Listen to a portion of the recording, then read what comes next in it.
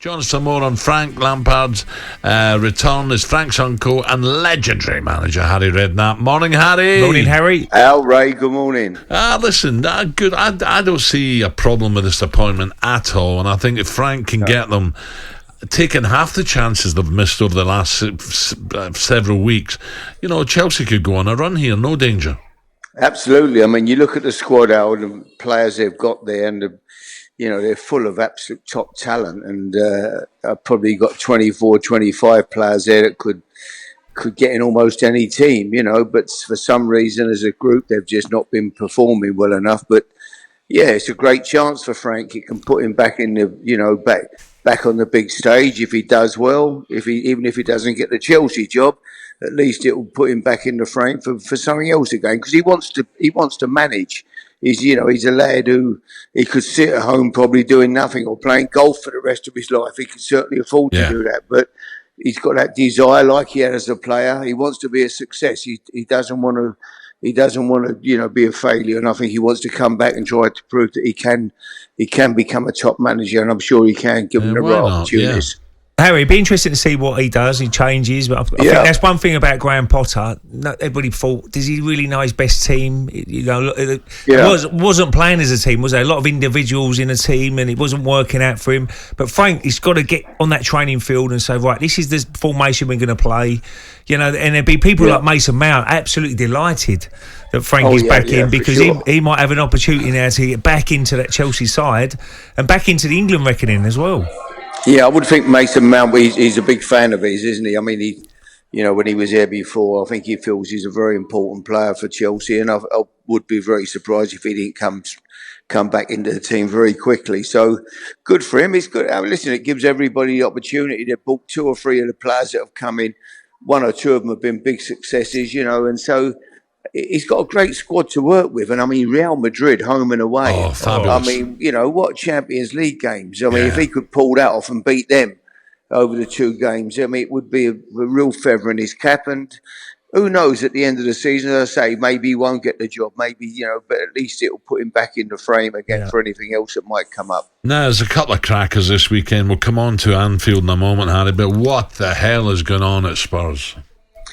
Yeah, they're struggling. I mean, the other night, I watched the game, obviously, with Everton 1-0 up against 10 men. But what they lack, Tottenham, they lack people that can keep the ball. When you're playing against 10 men and you're 1-0 up, that was them. No disrespect to them in the middle of the park. They've got grafters, workers.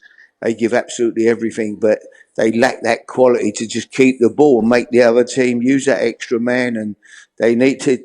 They haven't got a Luka Modric or somebody who can just Maddison, I'd like to see him at Spurs. Absolutely. Listen, if he don't sign his contract at Real Madrid, what a player he'd be for 2 seasons, 4 years. Fit as a fiddle, never misses a game.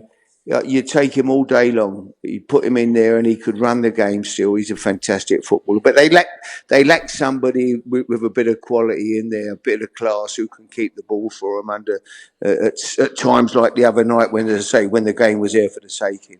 It was really disappointing not to pick up 3 points. And some big games at the bottom, Harry. I know we mention it all the time, and there's only 5 points between up to Crystal Palace, and they go to Leeds United, who are down the bottom as well. Leicester, Bournemouth. Now, obviously, you love Bournemouth. He's doing his best he can, but this is a big game for Bournemouth as well. And West Ham, one of your ex teams as well, go to Fulham after getting thumped by Newcastle 5-1. So David Moyes again, he's under that little bit of pressure. Yeah, I mean, I obviously watched the game the other night, and at half-time, at 2-1 down again, they came back from 2 down, got the 2-1. I honestly fancied West Ham having a great job. I thought they'll get something out of this game. They'll get a draw, maybe could go on and win it. But they made a Don't get me on about playing out from the back, Harry, please. Jesus. Playing out. I'm going to need counselling soon about this, honestly. I agree with you, Al. I'll put the TV on a Saturday night or Sunday, watch games from all the lower divisions, every goal, division championship, and all you see is centre halves who can't really play, trying to play. They are not Rio Ferdinand, they're not Bobby Moore. They're, do what you're good at, head it and kick it. Give it to somebody who can play. That was the message I wanted. Absolutely. Do what you're good at. and goalkeeper, don't give it to them two, right? Their job is to defend and edit, and don't, they all, and the goalkeepers are the same. Suddenly all the goalkeepers get it now. They're doing Cruyff turns in the penalty box, and they're losing it. Oh my God, I'd have gone off my head. Harry, what about Anfield? They've not won up there since 2012. Game. Arsenal, can they do it? It could all. That title race can all turn. Even a draw.